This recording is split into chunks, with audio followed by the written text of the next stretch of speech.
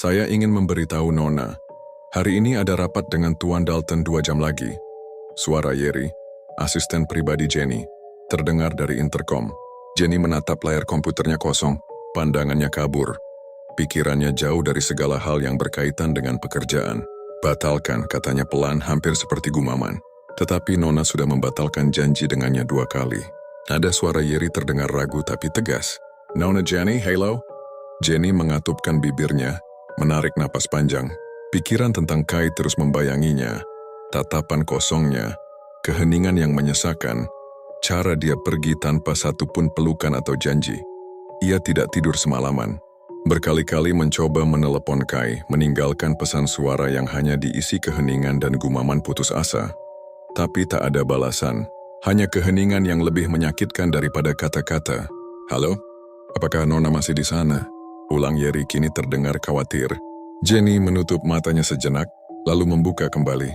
Ia menatap keluar jendela kantornya. Langit mendung, cocok dengan isi hatinya. Ya, oke. Suaranya masih berat, tapi kini sedikit lebih teguh. Ia tahu ia tak bisa membiarkan hidupnya berhenti karena satu orang, bahkan jika orang itu adalah seseorang yang ia cintai. Kehidupan profesionalnya tetap harus berjalan. Mimpi menjadi partner di firma hukum tidak akan menunggu. Dan kankernya tidak akan mengalah hanya karena ia patah hati. Konfirmasi ulang jadwal rapatnya, Yeri. Saya kau mau bersiap. Baik Nona, klik intercom mati. Jenny menarik napas dalam-dalam. Ia menata rambutnya ke belakang telinga, membetulkan postur duduknya. Hatinya belum tenang tapi pikirannya sudah mulai memusat. Saat ini, ada hal-hal yang harus ia menangkan. Pekerjaannya, kesehatannya, hidupnya. Kai bisa menunggu. Setelah urusan kantor selesai, Jenny pergi ke rumah sakit untuk check-up. Saya akan memberitahu kamu satu hal yang tidak saya katakan kepada semua pasien saya. Ujar Dr. Dharma dengan lembut, duduk di samping ranjang pemeriksaan. Kamu masih muda, kuat, dan saya percaya padamu. Perawatan ini akan berhasil. Tapi jika kamu meragukannya, kamu harus mulai dari mempercayai bahwa kamu akan sembuh. Jenny menatap wajah tenang Dr. Dharma. Suara itu menenangkannya lebih dari yang ia akui. Saya akan mengambil hasil tesmu untuk melihat bagaimana tubuhmu merespons kemoterapi. Lanjut Dharma, tersenyum ramah, lalu meninggalkan ruangan. Sebelum pikirannya sempat tenggelam dalam gelombang kecemasan lagi, pintu terbuka. Seorang wanita muda masuk dengan langkah ringan, membawa vas berisi bunga hortensia segar. Ia mengenakan headphone, tampak tenggelam dalam dunianya sendiri. Ia terlihat berusia awal 20-an, dengan rambut hitam panjang yang diikat sederhana di belakang kepala. Wajahnya polos dan cantik. Matanya berwarna hazel yang damai, bibirnya penuh dan lembut. Ketika ia tersenyum sekilas pada Jenny, dunia terasa sedikit lebih hangat. Jenny memandanginya, mencoba menebak siapa dia. Dia terlihat begitu bersih, seolah belum pernah disentuh oleh rasa sakit atau penderitaan. Terlalu muda untuk memahami ruangan ini. Terlalu damai untuk tempat yang menyimpan begitu banyak ketakutan. Tapi justru karena itu, kehadirannya membawa ketenangan aneh. Jenny menatapnya lebih lama dari yang ia sadari, dan untuk sesaat membayangkan semua hal yang mungkin tak sempat ia lakukan.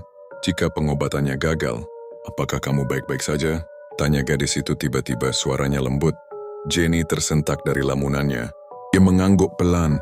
Aku baik-baik saja. Kalimat itu terasa seperti kebohongan yang menyesakan. Di mana Kai pikirnya? Bukankah seharusnya dia yang duduk di sini? Menggenggam tanganku berkata bahwa aku akan baik-baik saja. Bukankah cinta berarti hadir terutama di saat seperti ini? Namaku Lalisa Manoban, kata gadis itu. Duduk di kursi di samping tempat tidur Jenny. Teman-teman memanggilku Lisa. Aku relawan di sini dan Dharma itu sahabatku. Jenny Kim, jawabnya singkat. Boleh aku tahu, apa jenis kanker yang kamu alami? Jenny ragu sejenak lalu menjawab. Karsinoma duktal invasif, stadium 3. Entah kenapa berbicara kepada orang asing seperti Lisa terasa jauh lebih mudah daripada kepada Kai, kekasihnya sendiri. Apakah kamu sudah memulai pengobatan? 3 minggu lalu. Lisa menatapnya dengan mata hangat dan penuh keyakinan. Kamu akan baik-baik saja. Jenny menahan napas. Kata-kata itu begitu sederhana dan seharusnya keluar dari mulut orang yang ia cintai.